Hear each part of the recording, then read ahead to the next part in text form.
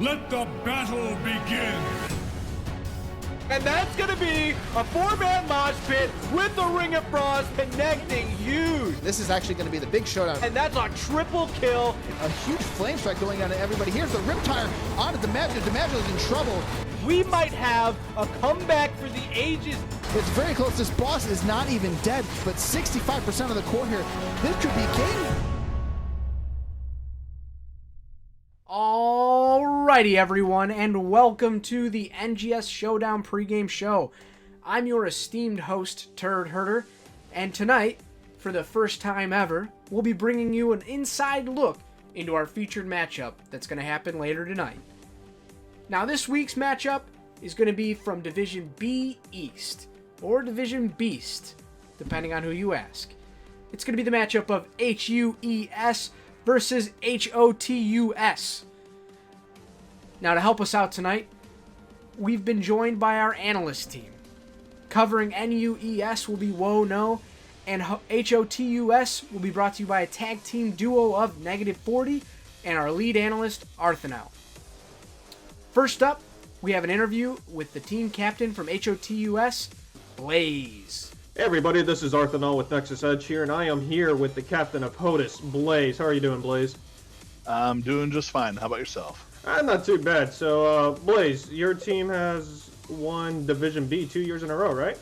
Yeah, we managed to clear through the ranks and get to the top on the Div B East side twice. Never quite got the to win those champion or the grand finals, I should say. But we got to the grand finals twice in a row, so I still feel pretty good about that. That's pretty good. So, what's the secret to success? How long have you guys been playing together? Well, the team we've been playing together. All 5 of us have been playing together. This will be our 3rd NGS season. Watson, myself, and Waterboy TKD, all of us actually played one other season prior to that, where we just kind of joined another team, and that's where we kind of met up. And when people split off, the 3 of us decided to stick together and form our own team, and we've been sticking with it ever since. So I think the thing at least that works out for us is just that because most of the team has been together so long that we kind of have built some synergies together, and we know what people have tendencies of liking to do, don't like to do, and got to work on those play styles and try to form some compositions and strategies that work to take advantage of what we know what we can do. That's awesome. So, how often do you guys practice? Well, it depends. When we're tryharding, and sometimes it feels like we're playing 3 to 4 nights a week, and then there's times where we maybe only meet like once a week. So hopefully we're able to find a little bit more of a balance where maybe it's just a couple nights a week, and that's where we're hoping at least to try to keep it, because we all have families. Yeah, for sure. So you guys are going to be on the first ever Showdown for Nexus Gaming Series, Division B matchup. So I know this team you're playing up against is new, but for the rest of Division B, do you feel like you have any rivals that you're hoping to watch this game and are scared of you guys by the end of it? I don't know about a lot of the other teams necessarily. I know Gilly Shark and us we've been going back and forth at each other for a while now, and I think they would like to consider us a rival. I think we consider them a rival, so. Everyone else, we're looking forward to playing against, but I think Gilly Shark has earned the right to be called our rivals. Oh, that's awesome. See, rivalries, I think, are what make the league really special. We had some rivalries ourselves last season, and those were the most fun matches, even though they were friendly rivalries. Oh yeah, definitely. So, how do you feel about this coming season? Do you think you're going to make a 3rd run for the grand finals? I mean, we're gonna play to win. We hope that we obviously want to make it to the playoffs. Hopefully we can make it to to the finals again. And if we do happen to make it there for the 3rd time, I really hope that we actually get to bring a win at the very end for the team. So awesome. Well, I'm rooting for you guys, and this is the very first Showdown for the league, so I really hope you guys put on a very good show. Give me 3 games. I need you guys to drop at least 1 game just so we can say it's a good, game 3 finals or Showdown. can't promise anything, but we'll do our best. Awesome. Well, I really appreciate you taking time out of your day to talk to me, and I'm really looking forward to a great match between you and your opponent. Hello, my name is Jason, and I'm filling in today for Wono. Don't worry though, I brought along my faithful co-caster Ysera to help me out. NUES is a brand new team to the NGS series, so the team analysis is going to be pretty basic, as we don't really know what to expect from these guys just yet. One thing we know for sure is that Team Captain Chaotic Order and Assassin Main Fade have played almost 1,000 games together, so look for some good synergy on the battlefield between these two. A hero to watch out for in this matchup is going to be Zeratul, who's played by Shadow Step. He has over 300 games played with the hero and a 57% win rate on him.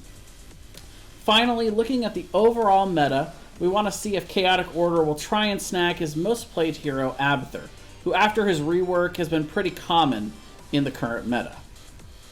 Arthanol here for your weekly Showdown report. First of all, we are discussing HOTUS for our first ever Showdown.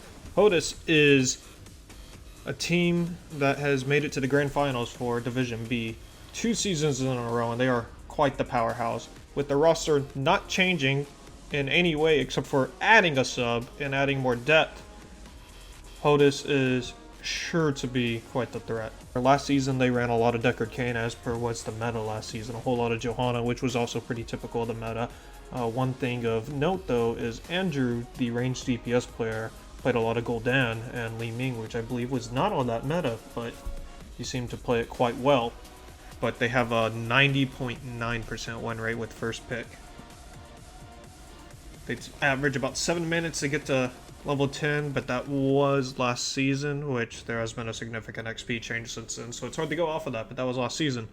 87.5% win rate with Jaina, who has been nerfed slightly, but is still very, very powerful. It's only a slight nerf. 71.4% win rate with Diablo, 71.4% win rate with Muradin, and 71.4% win rate with Raynor, all of which have been fairly unchanged.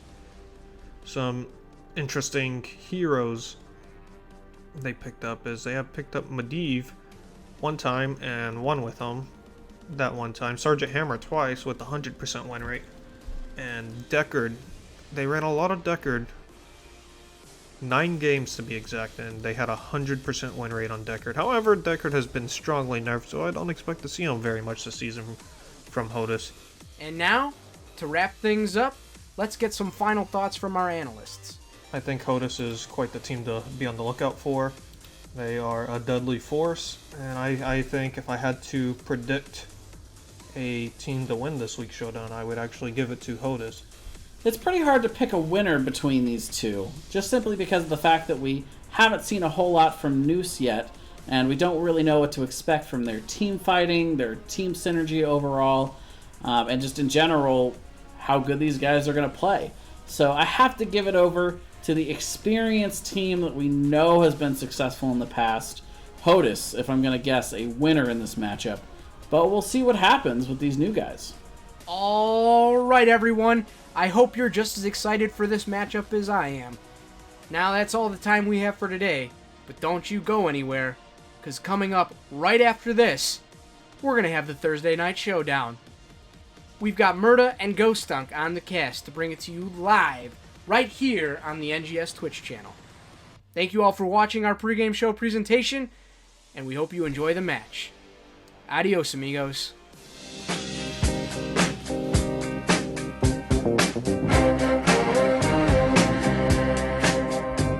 She cried to the southern wind about a love that pursued her in. Every dream in her heart was gone, heading for a showdown. Bad dreamer, what's your name? Looks like we're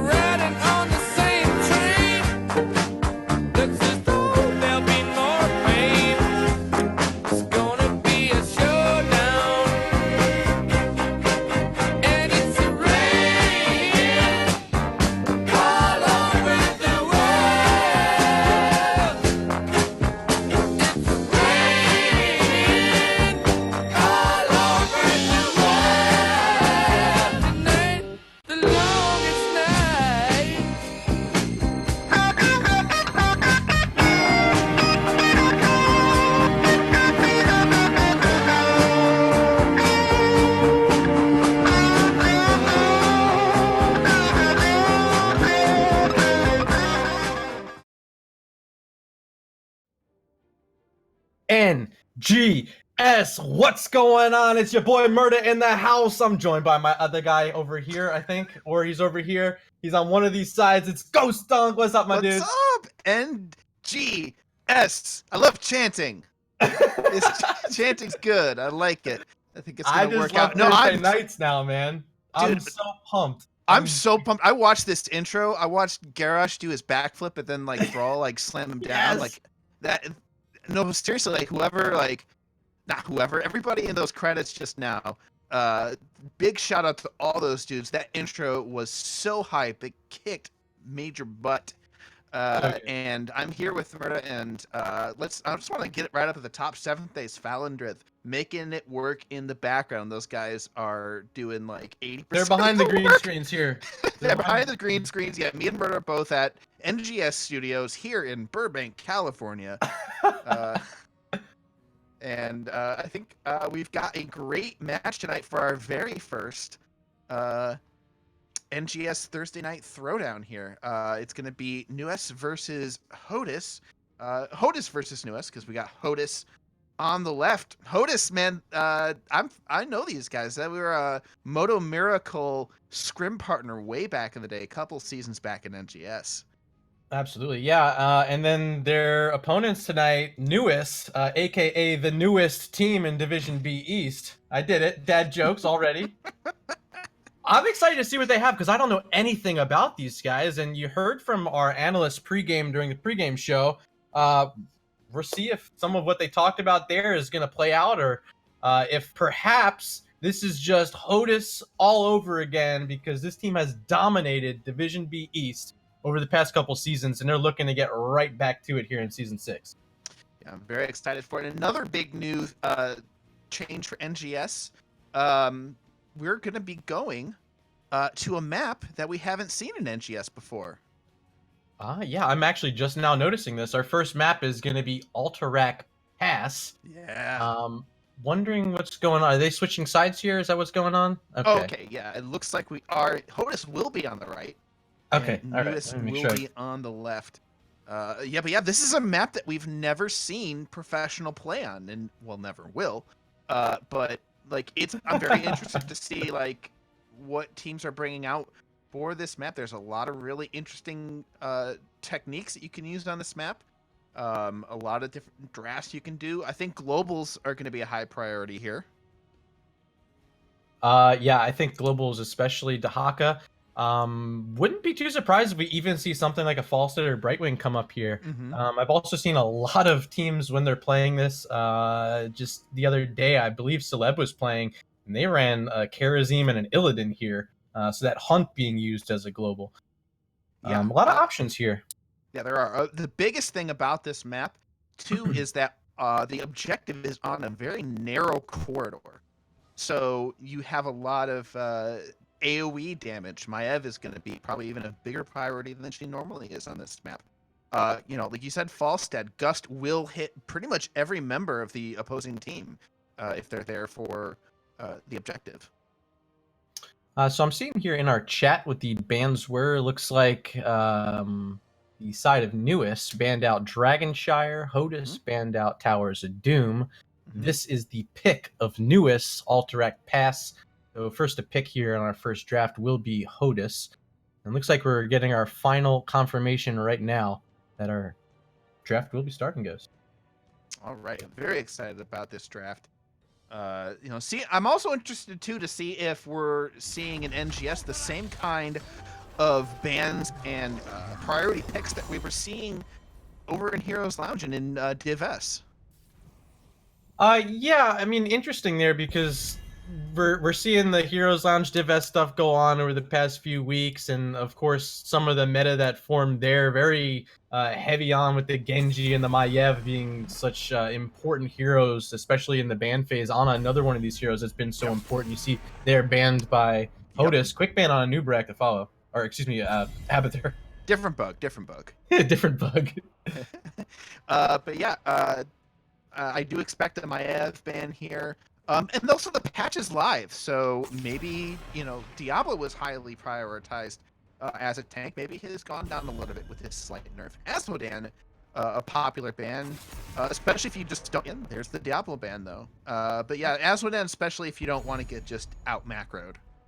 Yeah, I mean, those are some pretty quick bans there for the most part. Teams seem like they're eager to get started here in Season 6. But again, first to action here, HOTUS, and I wouldn't be too surprised if they go for that Genji or Maiev, but no, it's Imperious pretty quick. And this is our newest hero in the game, a hero that hasn't, again, seen too much action similar to Alterac Pass. So a lot of potential different ways this could work out. Yeah, Imperious also pretty strong. I think he's a great early pick. I don't know about first pick. I think there are stronger heroes. Like Maev's open right now. If either team plays Maev, she's free for the picking. There's the Nubrak Zeratul, though. Both very strong heroes as well. But Imperious, I think, is a good early pick because he can be either the offlane or the tank, in my opinion. Yeah, very good point. Zeratul has an option to be one of these solo laners on Alterac Pass. If not, they're going to kind of struggle because it's such a big map. His stealth is so good. He can really surprise anyone. A big jungle as well. But a lot of movement, and leaving him in that solo lane by himself might present some openings on the other side for HOTUS. So we'll see what happens there with Zeratul. We did see the Leeming and Malfurion picked up by HOTUS, and another quick ban, this one on Maiev. Yeah, the Leeming Malfurion with the Imperious, that's a lot. That's a combo right there. You got one CC followed up by Malfurion, or I mean, either Imperious or Malfurion is decent engaged with their CCs, and Leeming to follow up. But the Jaina Tyrande to follow up with the Nubrak, now that's scary. I am just mostly impressed by how fast this is going. Yeah. NUES, I don't think has wasted more than 3 seconds on any ban or pick yet. Yeah. HOTUS finally seems to be taking their time here at their final 2 picks, still needing maybe a main tank if they don't want it to be Imperious, and some other damage to pair with Leeming, of course. 3 seconds for that. But it's Blaze and Waterboy TKD, who 2 veteran players on this squad waiting to pick. It's going to be Sonya and Ragnaros. So that's a lot of just heavy frontline for HOTUS here. Normally you see Ragnaros picked as an offlaner. Here he's going to fill, like, I'm not sure if him or Sonya is going to fill the flex role as far as melee damage, but that's a lot of melee to get in. Maybe thinking Ragnaros is a little more survivable going into the Zeratul. But to clump everybody up, and Arthas immediately picked up to follow into the Ragnaros Sonya. I like the drafting from NUES.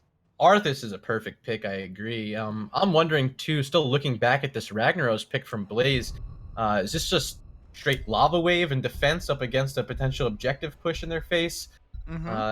Question for me, but you don't see too much Ragnaros. Of course, one of the best defending heroes in the game. I'm wondering if that's really what they're going for.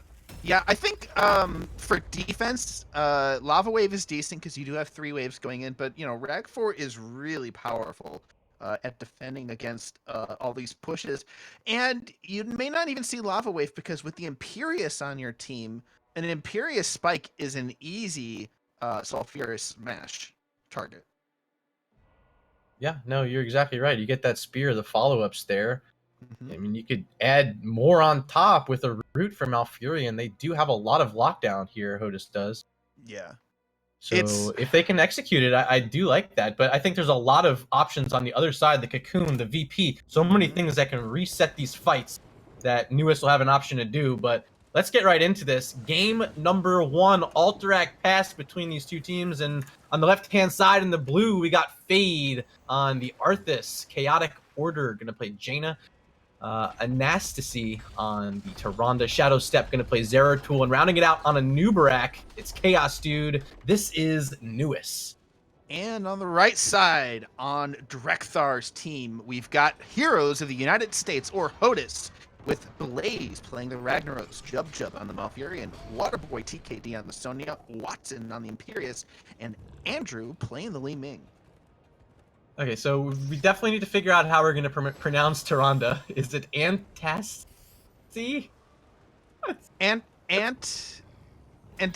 stop moving. I can't. Antasti. I can't do it, dude. It's the hardest thing I've ever read. It's Antasti. I don't even know. He's the Antastiest. There's an S at the end, too. Okay. Here we go, though. Hopefully our observers have the talents up on your screen right now. This is the Molten Smash build from Ragnaros being started. I think appropriate here. Yeah, it's a pretty typical. Sonya going tough as nails instead of warping. A little bit interesting because not a lot of their power is coming from auto attacks. Yeah, I really like the matchup top. We talked during the draft to Arthas just being smart up against the Sonya, up against the Ragnaros, and getting the seed up here. Fade versus Blaze. I'm fully expecting Arthas to have the better of the two in that matchup, and throughout this, I just overall like the laning that NUES has up against HOTUS here. I think they have the better matchups in all three lanes. Yeah, Sonya's kind of by herself. Looks like they've decided to have Ragtop against the Arthas, who they've decided to be their off laner. Zeratul is in the bottom lane, the furthest from the objective at this time. We got Tyrande and Jaina over on the camps, grabbing these knolls. You know, and you can see Tyrande also using that owl to try to scout out the opposing siege camp. That one actually hit up at mid, so they didn't quite get vision of Li Ming starting up that camp. But curious to see if maybe they're thinking invade as well. Yeah, that's possible. Unfortunately, like, invading this camp is incredibly hard. You've got the mud pit to walk through, and you're surrounded by forts and keeps on both sides. It's very deep in enemy territory. So it does appear Malfurion and Li Ming will be picking up that camp on the side of HOTUS. Still not much of a response at mid, just Imperious here for HOTUS. So a lot of value, and one of the towers is going to be down here in favor of NUES, but here comes Sonya looking to spear in on Jaina. She's able to kite back. It looks like NUES will get the escape and a successful burn down of that wall in one of the towers. Yeah, they got cap value out of their camps, and I don't know that HOTUS is going to get as much value. They realized their enemy was taking the Knoll camp. They went to go get it themselves, and they gave up defense of the middle lane doing that. So here we go. First objective spawned. Our first time getting to see the Alterac Pass objective here in NGS, at least on this channel.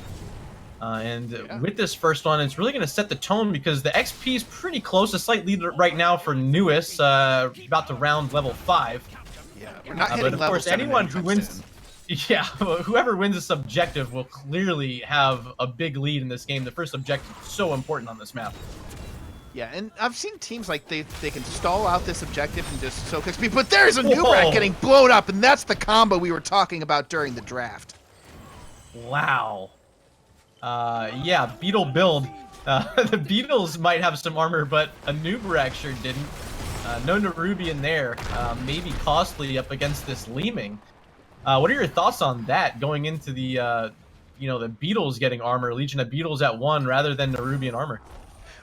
Legion of Beetles, it's really picked for spawning a beetle every 8 seconds as opposed to the spell armor, just to get more beetles out there, more push, more into Li Ming. But there's another root coming down. Jaina with the return damage onto the Imperious. Watson's getting very low. He's going to go down.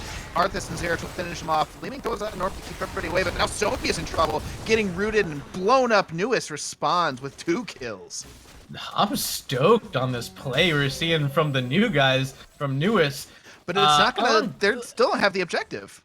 Yeah, I mean they're on sync on a lot of stuff. I mean, yeah, HOTUS is gonna get this objective, but I like the way this team is playing. They're playing the map appropriately with these camps. I've liked their synergy and synced up on some of these fights we've seen around that objective. Unfortunately, here they're gonna lose it. But I think plenty of opportunity in the rest of this game to make another big stand for themselves. Yeah, we can already see NUES' plan. They want to focus the middle lane, and I've seen that a lot of people deciding that middle lane is the most important on this map because of those null camps. We see NUES putting a lot of priority on that middle lane as well as the camps. So top lane right now is the priority for HOTUS. They got all 5 of their members here still within one of these Horde Cavalry buffs that they have here. So one of the forts is down. They're actually going to march it all the way to this keep wall and try to get some damage here as well. Not much of a response yet from NUES. Yeah, I think in new HOTS, which is the post-XP changes, that keep walls are more important than they've ever been. There's a Nubrak going in for a dive. He gets a lot of damage on the Malfurion and gets the kill. Ragnaros to follow. The Malfurion route was not enough to protect him. Watson looks like he's going to be another casualty. Sonya trying to peel for Imperius, who might escape. If Zeratul has anything to say about it, he won't. Yeah, one Zeratul sticks, that's it. Another pickup. Make it 4, a quad kill for NUES coming out of that objective. They're floating around this boss. They're not making the call. They're not going to go for it, but it seemed like for a second they were thinking about it. Instead, seeing a few of these timers are already up and HOTUS respawning, they're going to play it safe and probably send Jaina over to their siege camp. Yeah, timers are up, but level 10s are here for NUES, who has not only decided to soak in the lanes, but they got those kills as well, and that's going to put them way ahead in the XP game. In exchange for is only going to give them XP in the long run, so they've got themselves a quick advantage, and we're going to see what they do with it. All right, both sides grabbing their camps. You see that there by Jaina and Tyrande. On this other side, it's Sonya, Waterboy TKD doing what he can. A little bit of a show happening at mid. There's a VP drop trying to save Ring behind it, and more blood on the side of HOTUS. NUES is, I'm telling you now, 7-1, and I'm peeking over at the scoreboard. 4 kills for Zeratul right now, killing it at Shadow Step. Yeah, no, I'm not. I wasn't kidding when I said that the draft was scary when we started up. Oh, there's a cocoon on the Sonya. Everybody's going to regroup and go in on the Sonya. Sonya, maybe a dead Barbarian. Waterboard TKD does not have a way out. Sonya goes down. I mean, for me right now, if I'm HOTUS, I am doing a complete 180 on a game plan right now because it doesn't seem to be working in this moment. Trying to defend again is Imperius, and paying with his life will be Watson. Fort down. Now structures are tied up, and this objective phase is active. Imperius down for 15 seconds. This is a big power play for NUES. Yeah, Ragnaros went the Sulfurous build on his Q, and the problem there is that HOTUS now wants to be a poke team. All that NUES wants to do is dive, and then they want to run it down. They've got Arthas, they've got Zeratul, they've got Nubrak, they've got Cocoon, they've got Void Prison. They just want to run at HOTUS. They've got a level lead, and HOTUS basically has Li Ming for poke. They've got 3 melee. It's going to be a rough road for HOTUS to hoe. This is our first time getting to see that lava wave. Yep, it's not going to be the Sulfurous Smash, but here comes the fight. They're trying to get that combo onto a Nubrak, and he has a burrow charge out. Well, the one kill they have this game was that combo on a Nubrak, and you saw them try to unleash it there. It didn't quite work out. But we talked during draft thinking about the Sulfurous Smash or the Lava Wave. We finally do see it is the Lava Wave. Do you think this is going to really hurt them in the team fights not having it, or is there another way they get around it? I think they have enough damage to kill people. The question is not getting killed themselves. Blaze is in trouble. There's the Void Person coming up on the Cocoon. Zeratul, though, dives in the back. Jaina going down, and it looks like that healers from the United States have found a way out of this. Yeah, there's Disintegrate trying to finish off a Nubrak. Not quite. Arthas also going to be able to escape that Molten Core. Now out of range for Ragnaros. So it's a double kill for HOTUS, which is what they wanted. Didn't quite finish everything they needed, but nonetheless, they're going to push forward onto this objective and start up the Channel Ghost. Yeah, I think the weak link on NUES' side is Jaina and maybe Zeratul. If Jaina steps up too far, she's an easy target for HOTUS to go after. They're now to go after a Nubrak. Zeratul is back. Jaina will be following shortly, but HOTUS is the one channeling the objective now. And I like being in this position. They're a very tanky, engage-heavy team with 2 spears. You got the Ancient Spear and you got the Imperius Spear. If they can find the target and lock it down, they have the damage. But again, they're kind of split focused on who they're targeting, and they're going to lose their Malfurion. Now there's Cocoon forward on Ragnaros as Li Ming's falling. It's going to be a triple kill, maybe more. Looking for the 4th on Ragnaros. Yes, they'll get it. A quad kill for NUES. They're going to lose their Zeratul, but who cares? This is objective time for them. A little meatball found Zeratul, but NUES is 4-1 right now. They easily channeled the objective. They stopped the room with only 8.1 seconds remaining on the objective, but like you saw it, they just ran it down against HOTUS. All they have to do is not let their squishies get targeted, and they can just run at HOTUS and do whatever they want. Yeah, so here we go. Getting close. Our second lava wave of the game. This one going to go down mid, trying to negate some of that catapult pressure. You can see it wiping those out. 12 seconds left the channel, and here comes the counter play by HOTUS, and that's enough to push NUES off this cap. Yeah, they weren't all ready. They just stepped back, reset, and it's 14-13. I think HOTUS wants a fight as soon as possible because XP is not on their side. Level 16 is going to be coming up, not incredibly soon, but relatively shortly, and I think they want to win a fight soon. So now we have both our teams at level 30. Oh, VP dropped, and Ring of Frost coming right behind it, locking in one. Double kill for NUES. Still sitting with the damage on Imperius and Ragnaros. Looks like Blaze is going to fall here to Arthas and Jaina. See you later. Now moving up top, Imperius is down. Another quad kill by my count. That's the third one of the game. 17-4 right now in terms of kills. They got that VP ring combo down. That is one of the more disgusting combos you'll see. And if you've got a team in NGS, you make sure to practice things like that because you will wreck your opponent in the right situations. Yeah, working to perfection when they've gotten it locked in so far. They're going to grab this boss, opting oddly not to send anyone over to the objective. But with this boss, it's going to split the attention of HOTUS and should give enough for these final 6 seconds of channel time in favor of NUES. Yeah, this objective belongs to NUES easy. You can already see here's the United States going into Rag forward to stop the boss. They're getting the camp out to protect their middle lane, but here comes NUES onto the Rag where they want the Rag kill after he comes out. Oh, Blaze in trouble. There's the burrow charge on top of him, and see ya later. Ragnaros dead yet again. A lot of slows now on Imperius. Watson in trouble. Pops his armaments and spears himself behind the wall. Next up is Waterboy. He's down. Sonya's gone. And now we have a boss plus the cavalry coming down these lanes, Ghost. Yeah, we got the boss coming out, but that was a big mechanical play by Watson to escape death there. That may help them from, getting too much with the boss push. The fact that Watson was able to stay alive.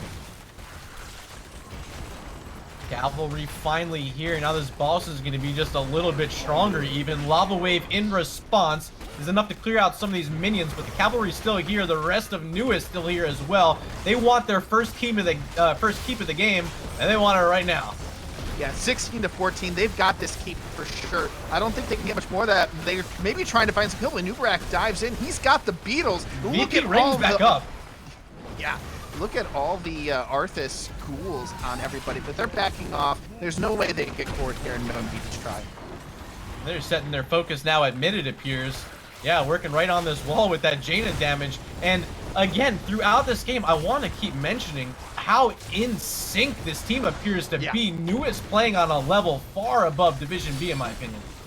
I mean, I think we're not giving Division B enough credit, but there's this combo onto Zeratul, and they don't do enough damage in time, and Imperius goes down. Sonya goes down trying to finish up the kill, and excellent support on the side of NUES.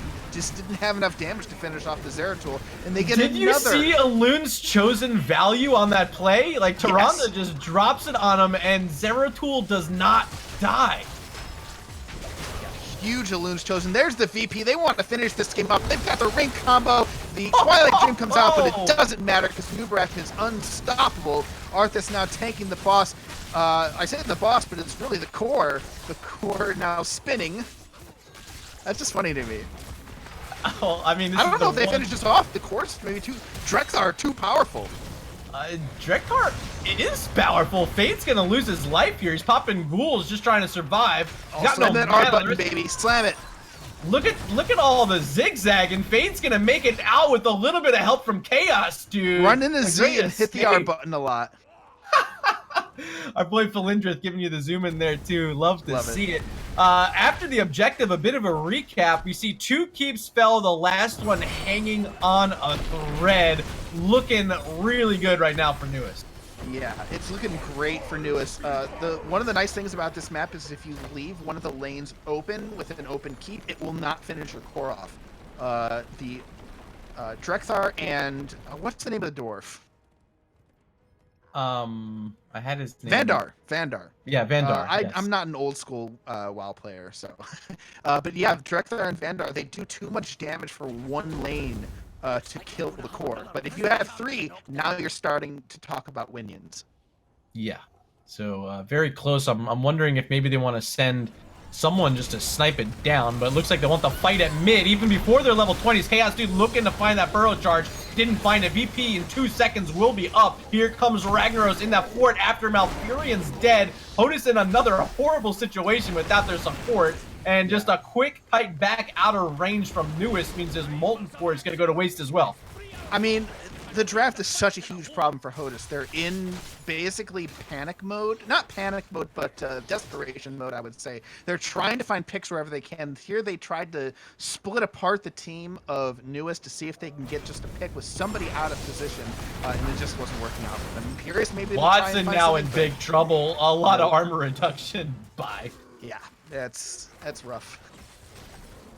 So, Ghost, we're at a spot in the game now. Level 20s are here, objective being channeled, and without Imperius, I mean, this is a big power play and likely an objective for NUES. Is this it?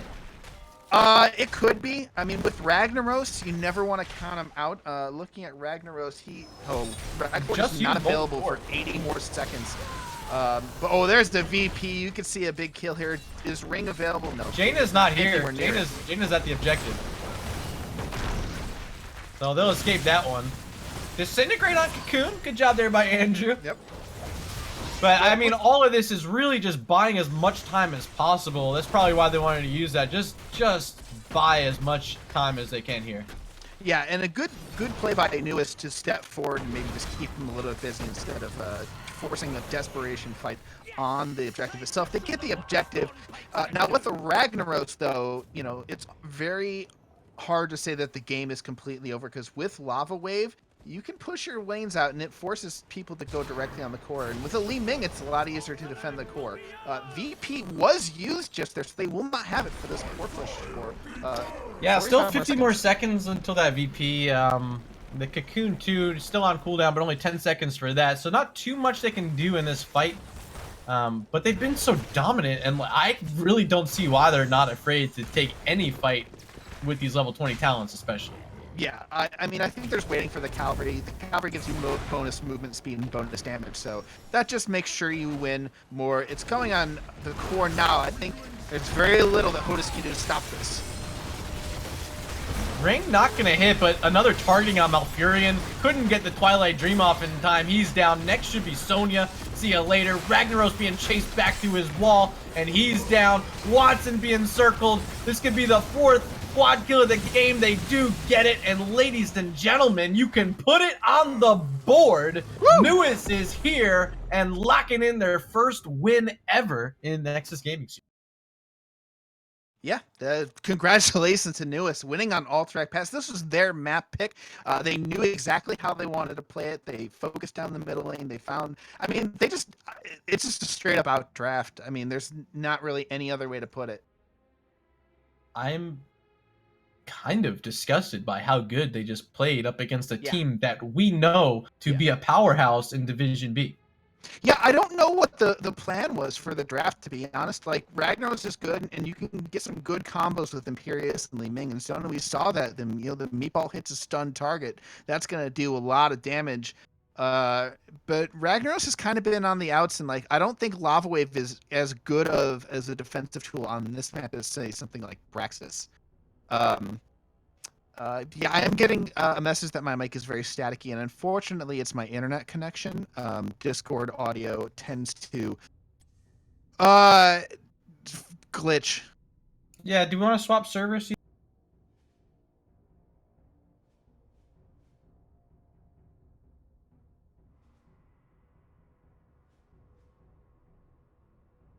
All right.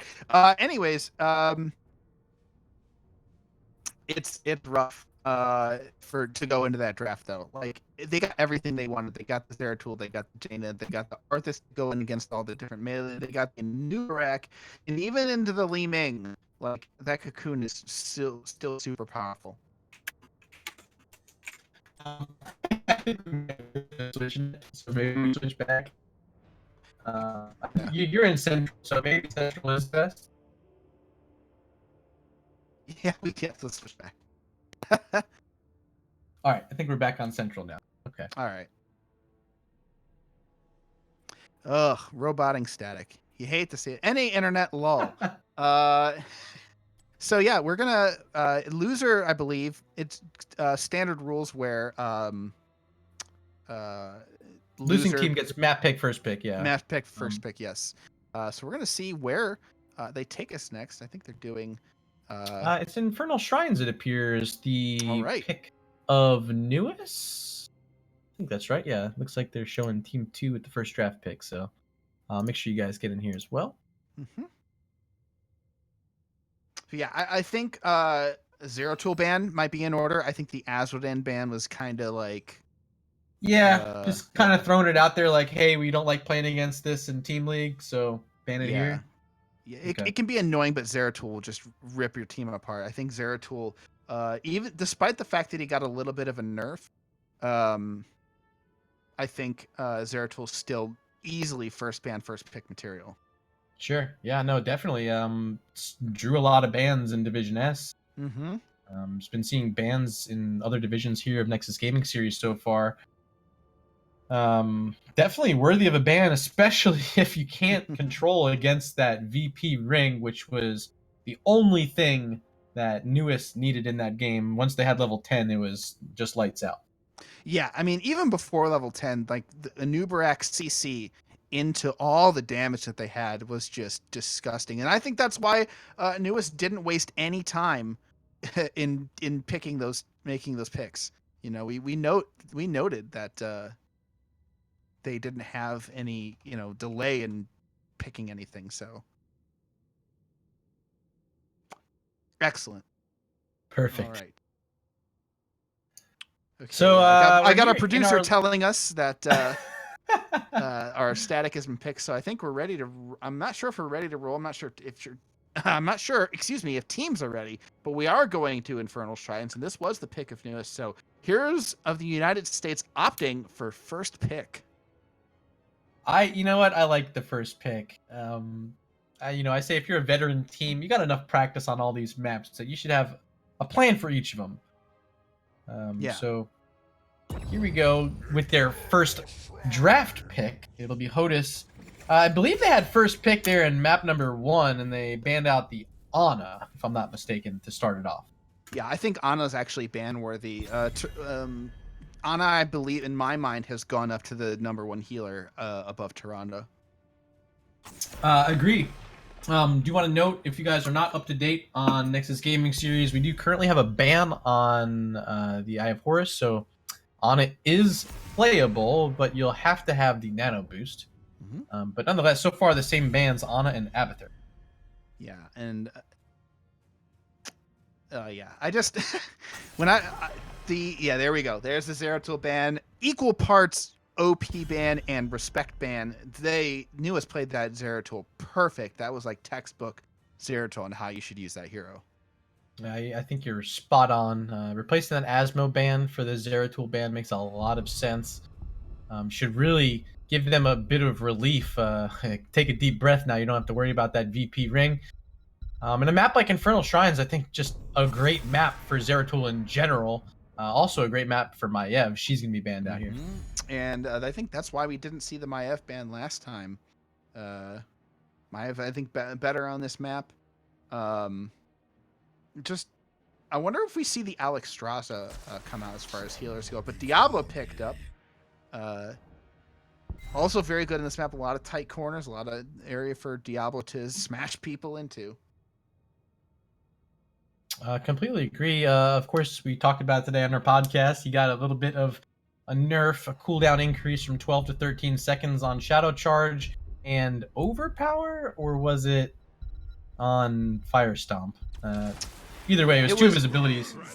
Yeah, it was his charge and flip. Okay, charge and Flip flip and the both. dip. A little bit of a Yeah. nerf on the cooldown. Imperious Malfurion taking away 2 heroes from HOTUS here. I'm surprised that they don't go with the Tyrande, but I think they've got something else in mind. Malfurion CC still very strong. I think that puts him at a very high level in comparison to Tyrande.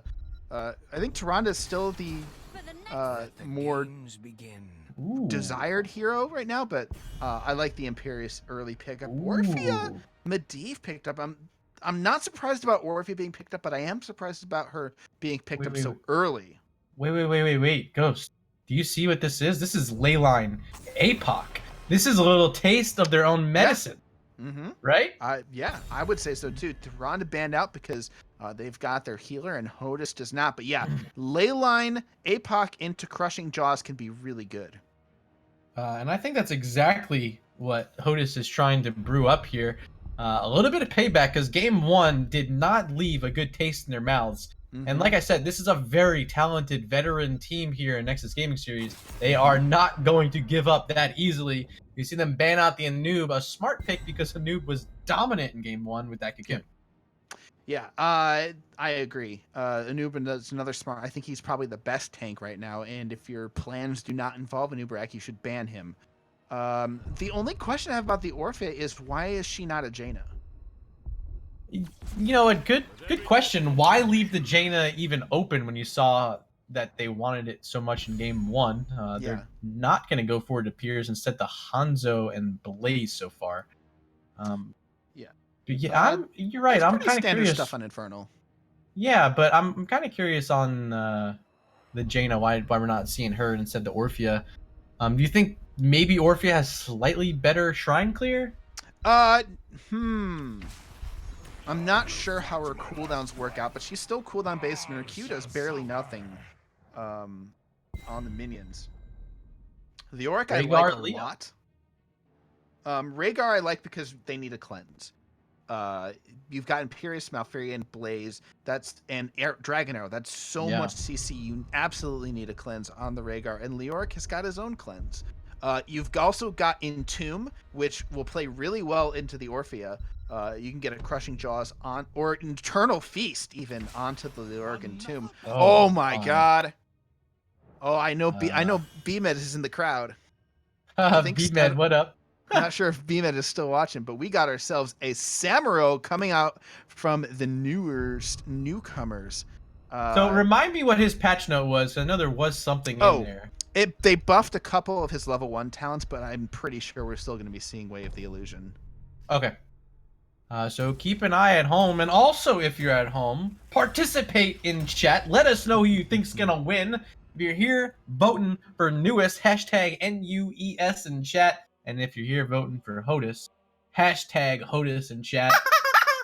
Yeah, the chicken's ready, baby, because game number 2 is loading in, and what a game number 1 it was. Really impressive start for NUES. HOTUS has some work to do, Ghost. You think they have what it takes here? I think they do. I like their draft a lot more. It's a lot more considered, and it's a lot more internally consistent. And really, the question is, how good is that Samuro? Are they going to be able to deal with the macro pressure that Samuro offers? Or is Samuro basically going to murky them to death? Great point. Can be the most annoying hero in the game at times. Especially late game for Samuro. And really not a lot of anti-siege, just the Leo really in response here on the other side. The Orphea, of course. But we'll see, ladies and gentlemen. Here we go. Game number 2. And over in the blue on the left-hand side, we got Fade on Blaze. Shadow Step can be playing the Hanzo. And Tassi on the Malfurion. Chaotic Order on Samuro. And rounding it out on the Imperious, it is Chaos Dude. They are NUES. He's the Antastiest. And on the side of Hell, we've got Heroes of the United States with Blaze on the Orphea, Jub playing Rhaegar, Waterboy, TKD on the Leoric, Watson on the Diablo, and Andrew playing the Medivh. All right, so I love the participation in chat. I see the votes coming in. I'm counting them right now. I'll tally them while Ghost talks to you for a second and let you know the results. Yeah, Murderbot is going to tally up the results. Samuro does, in fact, go Way of the Illusion. at level 1. Imperius, of course, going for Burn the Imperium. There's Samuro just getting right up on the towers. The Orc is coming up to deal with that. And there's the Monkey going off and dodging. Oh, gets the spray down for the Leoric, dodging the Drain Hope. So votes are in, Ghost, and it's 60% in favor of HOTUS here in game number. Right.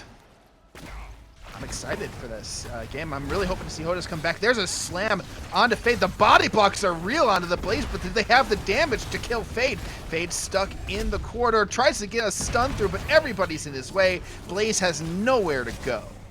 I love this. A completely different HOTUS, at least what it appears to be right now. Looking way more confident on Infernal Shrines. Maybe it was just a little bit of jitters on a new NGS map. They're getting back to some bread and butter here on Shrine. Yeah, I think HOTUS, maybe the answer is HOTUS just wants to be an aggressive team, and NUES drafted so that it was completely impossible for HOTUS to be aggressive. Yeah, you know, I think you're right. And this draft in particular with the Medivh gives them so many options at level 10. I'm kind of excited if they're going to go into that Crushing Jaws combo after the APOC. Of course, you said and mentioned the Entomb with the Crushing Jaws can be powerful as well. So a few different avenues and opportunities for synergies with these heroes. Yeah, absolutely. Interesting, Rhaegar going for Colossal Totem, just really hoping for just a little bit more soft CC on their side. Wondering to see if he parlays that into any other totem talents. I haven't seen much of a Rhaegar build like that at all, if ever. Just don't really see too many totem builds, but yeah, gonna get the shield at level 4 and kind of go a bit more standard. Yeah, it's going to save Rhaegar a lot of mana, but I'm surprised. Oh, here comes the invade from here to the United States. Now they're playing aggressive. Medivh scouted it out, but NUES is there to defend it. The Auric has to Wraith Walk out.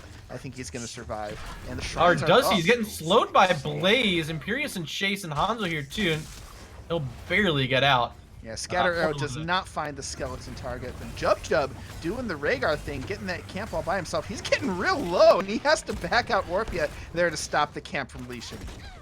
Hey, that's why there's multiple heroes on a team. You help each other out. It's a team-based game, and Blaze will get the job done, dropping the 6.5 out of 10 banner on that one.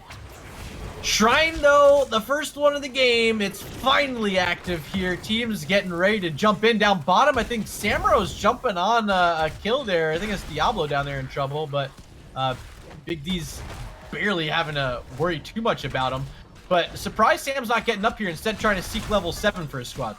I mean, that's Samuro for you. I mean, he's going to show up to team fights at the last second. They've already got Shrine control.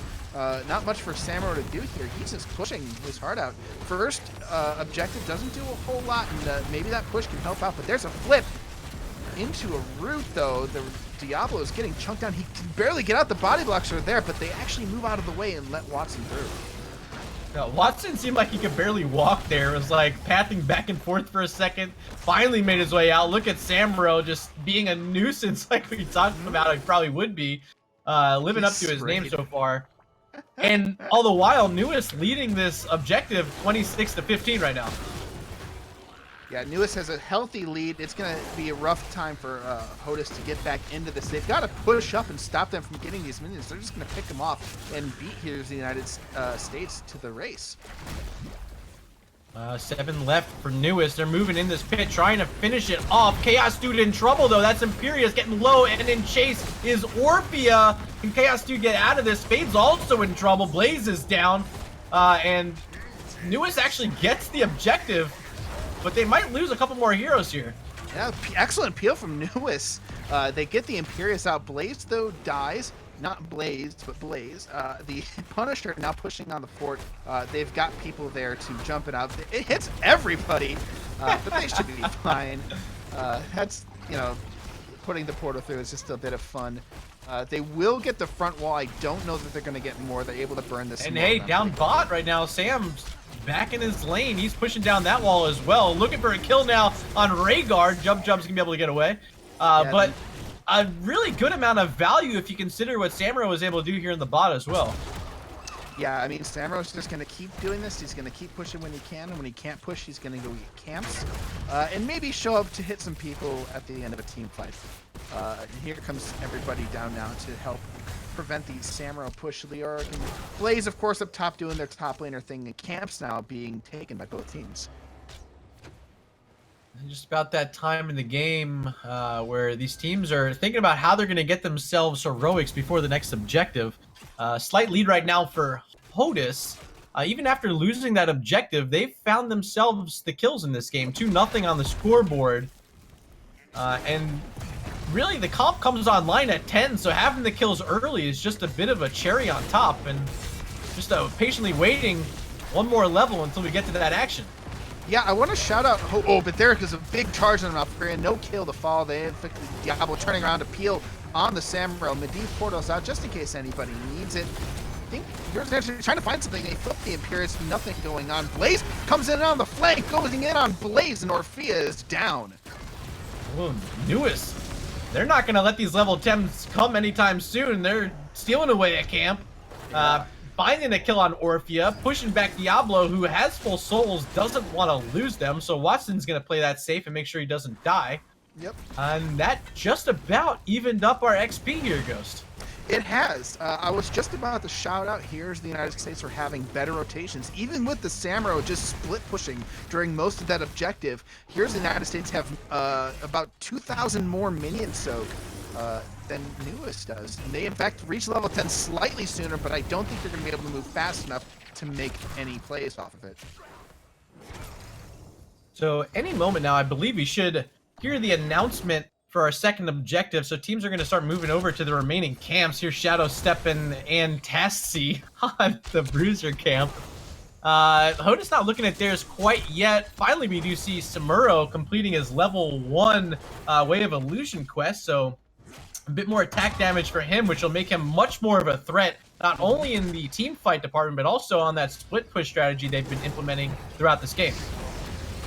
Look, where there's a flip onto Chaos Dude. Imperius is in trouble. There's the Eternal Feast. It is the Eternal Feast Entomb combo. They don't quite get it.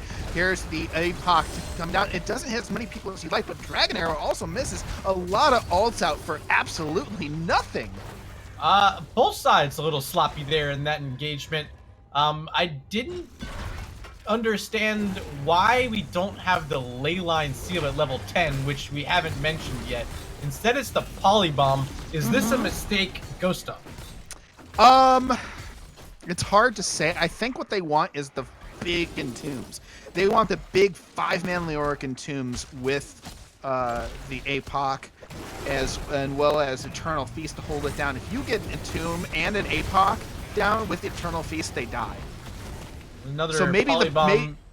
Maybe Polybomb to like stop Hanzo from jumping out of the Entomb combo. I'm not sure. That's a good point too. Okay. You know, you portal into the right place, the Leoric comes through and traps your entire team. You know, you hit that APOC combo and Samuro's sniping down mid fort right now, all by himself, and making his way up here as well. Just Samuro things, and this is going to really hurt HOTUS if they can't respond to this. He's going to bleed him dry. Yep. So pressure mid now. And up to top is the full squad of NUES looking for a stab on Orphea. Follow-up jet propulsion. She's locked in. Gets a cleanse, but not even enough. Medivh's down next. He did finish his Arcane Rift, but being down for these 20 seconds is going to really hurt. What another stab it was from Imperius. A triple kill for NUES, looking to add to their quad kill tally. Not going to be able to do it on Watson there, but another great fight for the newcomers here in NUES. Wowie zowie. That was absolutely insane. Big props to Fade on the Blaze there. He is finding all the right flanks today. He's coming around, and he's getting a big jet propulsion right on the back line, and his team, big props to them for following up. That's strong communication. There's got to be some really good comms going on in the background. Yeah, and Cassie feeling pretty good too on the Malfurion. Great job supporting this squad in this game. And opting for that Twilight Dream, I think pretty good option to try to shut down the Diablo combo if they can get Malfurion in his face at all for that, but haven't needed it yet. Here comes another fight. Entomb dropped on top of Imperius, but Leoric down first. Here's the APOC, not hitting anything. No value on the Polybomb either. Fade's just gonna kite it away. Dragon arrows there. Imperius stab the follow. NUES. No kills quite yet, but again, so much elegancy in all of these fights that NUES has taken just looks so good. Yeah, that fight looked exactly like the previous fight, except that Heroes of the United States didn't die, except for Leoric, who is already back. More skeletal defenders. That's where they're sending their priority now is NUES, and should be enough. There it is. Second objective of the game being spawned for NUES. Yeah, and I want to shout NUES out that they're not clumping up for the Entomb. The combo of coming from Heroes of the United States, I think, is meant to be built around the tomb, because you see them call it out. The Orc throws down the Entomb, and immediately the APOC follows to try and make the combo work, and it's just not working.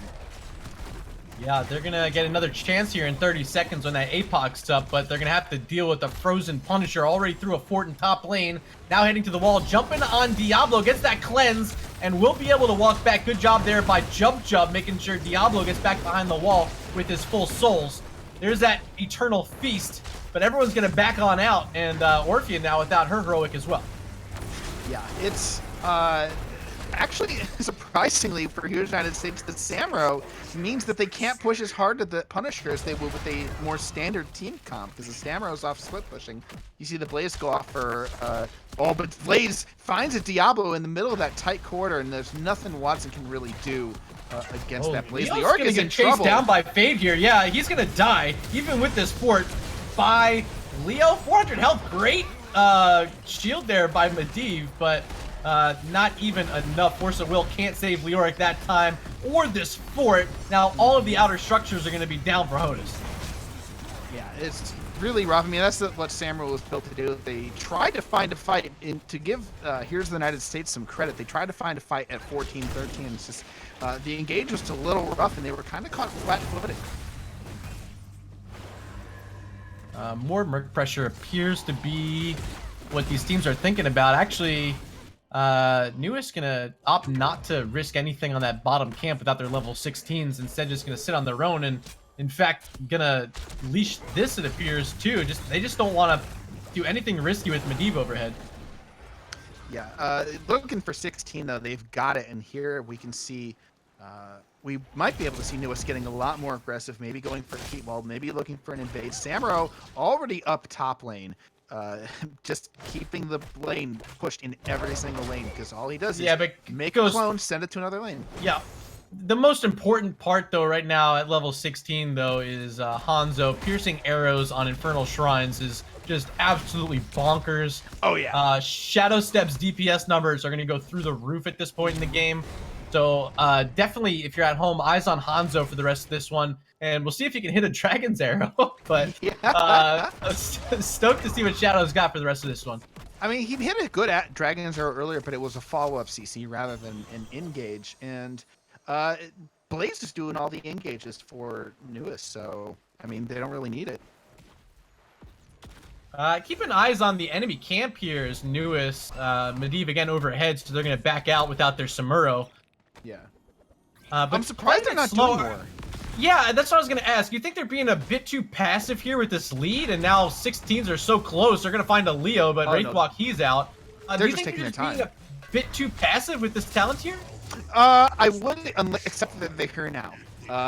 We just calculated. They got here just before 16s were hit. They're probably going to grab this camp before 16s come online, and yeah, I think they're being exactly as aggressive as they need to be. Okay. Yeah, good play. They end up getting it at the end of the day, and now it's a double bruiser camp up top. Hanzo's there for now. Looks like the rest of the team might actually join up at this, and a little bit of pressure on the top keep, but without Malfurion and Samuro, this could be a little bit awkward for them. I think they're just keeping him busy. They say Samuro can get the camp all by himself. We have a lot of wave pressure. We've got a camp. We've got a huge wave. There's an Entomb. Hits nobody. TKD is in trouble. There's the protect, but it's not going to be enough to protect him from a Hanzo arrow. Samuro gets out with his life. They sent the clone down here to fight. There's the Dragon's Arrow, keeping one place. The APOC to counter. They're trying to get this keep down. Imperious finally goes down thanks to a Rhaegar bite. Yo, Ghost, we finally got some polybomb value on the Samuro clones that time. A bit of luck out from HOTUS, and maybe a turnaround here from NUES. Very low is Rhaegar, still with the Ancestral, has to use it on Diablo. Watson's going to survive. Portal's down. They have an escape if they need it, but Watson's telling them no. Leoric's up. Push forward, guys. Let's find this fight right now. They're going in for it. The objective has not even been started yet. Samuro decided to fight with the team rather than do the objective, and that's the nice thing about playing Samuro is he's sort of like Schrodinger's split pusher. Like, is he split pushing or is he going to be with the team? We have no clue because he can switch his clone at any time. However, here's the United States they're trying to get a lead on here, but Hanzo's picking off the minions. Skeletal defenders. I mean, again, piercing arrows, it's so strong. You have to put someone in his face and make sure he can't just stand there and free cast the scatter arrow. So far, no one's doing that. It should be Watson stepping up into that path and making sure that Hanzo is completely taken care of. But instead, no. Now it's going to be an engagement from Imperius respawning here, and they're ready to go in this pit along with the rest of this damage from Hanzo. Yeah, Leoric's going to have to start making his way up for the 5v5. They actually got quite a bit more. There's an arrow coming out, and it hits too. The Unstoppable coming down to get Diablo out. Good cleanse there by the Rhaegar. Turtle Feast not going to connect on anybody. Meanwhile, in the backline, Samuel's trying to get everybody. Leoric trying to put as much pressure on the enemy teams. Again, there's the Entomb on the Imperius. There's the follow-up in the Apoc. They're trying to find the kill on Imperius, and they can't. What a bunker. He gets into the bunker. What a great bunker from Fade. Fade is killing it with the bunker drop right outside that Entomb means they live. They turn it around, kill Orphea and Leoric, a double kill for NUES, and might find more. Watson still hanging near along with Andrew and Jub. They can't afford to lose any more objectives, and they're staying in here deep, but I don't think this is going to pay off for HOTUS as Andrew falls to that scatter arrow with the piercing so strong from Hanzo. Jub and Watson still in trouble. There's Ancestral. Jet Propulsion just missing. Yeah. But again and again, NUES looking to be the much stronger team in this matchup. Yeah, big Ancestral there from Jub, keeping Diablo alive. Keeping those 100 souls intact is a big deal that Watson didn't die there. And then Entomb comes down. Leoric's trying to make things happen on the keep. 20-17. The Punisher is going to be coming out. It's do or die here for Heroes of the United States. They're going to take this kill, perhaps. Yeah, what a great Jet Propulsion again. Even with the cleanse from Rhaegar, not enough. Now with the Punisher here through the keep, he's going to be heading on to the core, looking for damage onto Rhaegar, but he's safe. Ghost Dunk, bring us home, baby, because looks like this is it. Yeah, the Punisher hitting on the core. Diablo goes down. He's back in 3 seconds, but the core shields are already gone. Punisher, John Cena turns around to punch some pesky minions, but this core's already at 50%. It's getting out of 25%. Game number 2 is going to go over to NUES as they take the very first Thursday night throwdown. Wow. I gotta shout out Fade playing out of his mind during this game. You don't think of the Blaze as the power player, but that he's been hitting his flanks, his jet propulsions in the back. That bunker there not only saved the Imperius from death, it also completely split Orphea from the team, and they were able to murder her away from everybody else. So obviously not a lot of tape on NUES quite yet. A brand new squad here in NGS. That's a good tape right there, just now. This tape here, a lot to review if you are in Division B East and have to play against this squad later on this season. I see at least Himibo in chat saying, as a B East member, I look forward to losing to NUES later this season. You got time to research, but it looks like they have a lot of different ways they can play and brought out 2 completely different comps here tonight against HOTUS, our Division B East champions from last season. And in both those games, they looked incredibly strong. I'd agree. And the fact that they have a Samuro player is a huge deal. If you have a Samuro and you go to something like Inferno, Volskaya, Cursed Hollow, and there's so many maps where Samuro is just incredibly good. That's basically a ban right there that you don't have, that you have to use against a team like NUES. Yeah, absolutely. I want to see if we can reach out to Chaotic Order, perhaps get him in for an interview. That would be sweet. So production, are we going to have to cut cameras and go over to an NGS chat channel? Okay. So no, because we'd have to add them to friends list and all these things. Yeah. All right. So I'll see you guys over there. I'm getting word from production that we're going to have to cut the cameras and move to an NGS channel. I'll see you guys over there. Right. Bye. You can't see my face after this.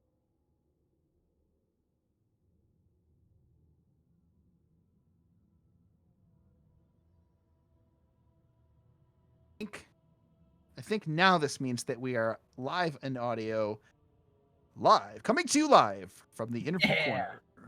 And you actually sound better without the, I guess the video. calls Your and mic stuff. comes in clear. Yeah. So Chaotic Order tells me he's on the way, so we'll just take a Beautiful. second, see if he can hop in. Absolutely beautiful. But yeah, I mean, here's the United States. I got to give it up to them. They recognized the issues with their draft in game 1. They drafted more for their plan in game number 2. They had something going. They just were never able to make the initiation happen. Hey, welcome. Chaotic Order. Yeah, joining us now from NUES, the captain, Chaotic Order. How you feeling after your first NGS match? We're feeling pretty good. Honestly, the entire team's super happy about it. We just wanted to come in and like see what we could do compared to the rest of Div B. So I think we gave a pretty good showing. Absolutely. I say you guys played excellently. You guys, what I want to point out is you guys drafted really well. What were your thoughts during the draft in game number 1? So the game for draft. So we've been trying out the Zeratul Jaina a little bit. We think Zeratul's a pretty okay first pick because Shadow's like an absolute legend on the hero. So once we got that, we got their new back, and we were like, all we need is some like major burst damage to just finish them off. They went super heavy melee into a Jaina, so we weren't really sure why they did that. But I mean, yep, that was about it. All right, and fantastic. And then you bring out Samuro in game number 2. Are you a bit of a Samuro main, or is that sort of a specialty of yours? We've tried it out a couple of times. The entirety of the draft, like we were talking about it, the rest of the team was like, no, we don't want to bring out the Samuro yet. But like, I don't know, it seemed good to some of us, so I was like, why not? We have a game 3 if this goes wrong, and it didn't. So yeah, I felt like the whole time, just the more confident team in the Battlegrounds was NUES the whole time. Do you guys have experience playing competitively together, or is this really your first like foray into competitive HOTS? So some of us have played together before. Fade and I, like, we've been friends for a long time. We've been playing ever since like the two of us were like silver or gold players or so, and we like climbed all the way up to diamond and master. But even the rest of the team, we joined, like, a lot of the people on our team are from Northeastern University, which is like the NU part of our name. So Okay. yeah, a lot of those people, like, we played part of the TESPA competition. Okay. And then, yeah, we got a couple of other people and decided to try it on GS. Awesome. Actually, you know, speaking of your name, how do you pronounce it? Oh, so we usually just spell it out. It's just NUES. NUES. We've been, yeah, we've been finding it kind of hilarious, though, the ways that everyone else has been pronouncing it. I've heard Noose. We called it NUES the whole cast, so apologies if fine. it triggers you. No problem at all. It was the battle of the caps tonight. Yeah, the acronyms, I guess, too. That's very true, now that I think about it. So really the biggest storyline was you guys are the brand new team, and week 1 you guys had a matchup against defending Division B East champions HOTUS. Did you guys have any foreknowledge of them being one of the better teams in this division? Was it even on your minds at all? Or kind of how are you feeling going into the match? So we had seen that they had been like the previous champions for something. So like we looked at a couple of their past drafts and what we could see from season 5, I believe. We saw a couple of drafts, and from what we saw, like their drafting was amazing. But we thought like if we managed to get in game and we got the heroes that we wanted to get, like we stood a fair chance. So we like focused as much as possible to like draft heroes that we were comfortable with instead of like trying to ban any of theirs. I'm also interested in knowing, you guys picked Alterac Pass for your very first map. This is not a map that we have seen in competitive before. What made you guys go there? Is that sort of a favorite of yours, or were you trying to catch maybe people off guard and that, you know, nobody really knows the meta of the map just yet? When we were deciding which map to choose, I think we just chose it at random, honestly. We knew a couple of maps that we didn't want to go to. So we just tried to steer away from those as much as possible, and we wanted to focus on team fighting first and foremost. And like All Track is a great map for that, just because of the objective. Awesome. Yeah, we try to keep this stream PG-13, and that was some straight fire there. Thank you very much.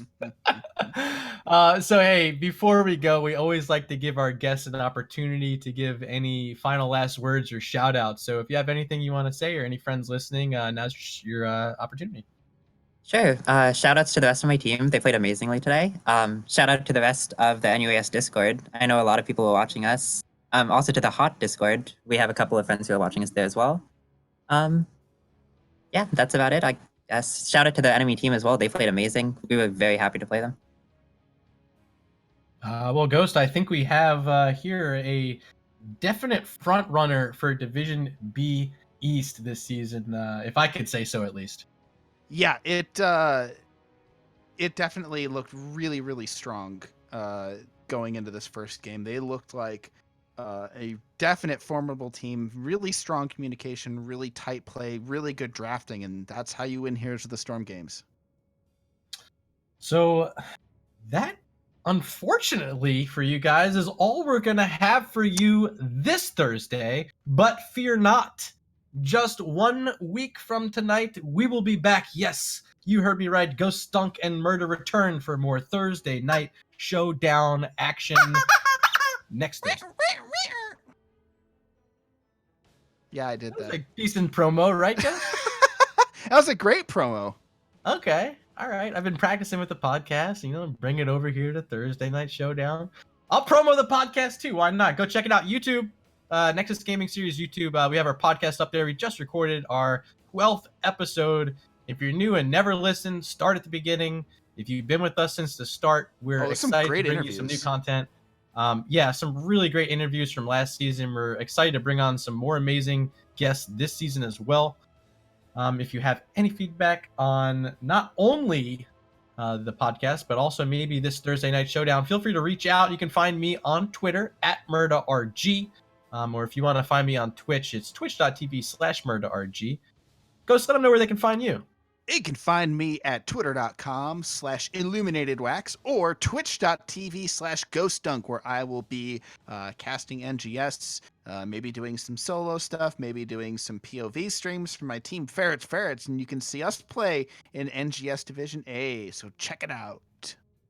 Before we go, a few final shout outs. First off, could never have put any of this together without our headcaster, Jason. Big thanks to him. If you guys see him around, say thank you. Also, a big shout out to the entire Nexus Edge crew putting together that pregame show. Turd Herder, Arthanow, I know Wono's on there, didn't get to show up on that episode. Also, Ziltoid and a few others. I know BMed and Negative 40. If I forgot anyone, I'm sorry. And then, of course, I want to shout out Ysera. Yeah, Ysera, the kitty. Great job. And then finally, tonight running production, Seventh Ace and observing Philindrith. I love having these guys on board. Thank you so much, guys. But Ghost, I think that's it, man. Yep. Anything else we missed?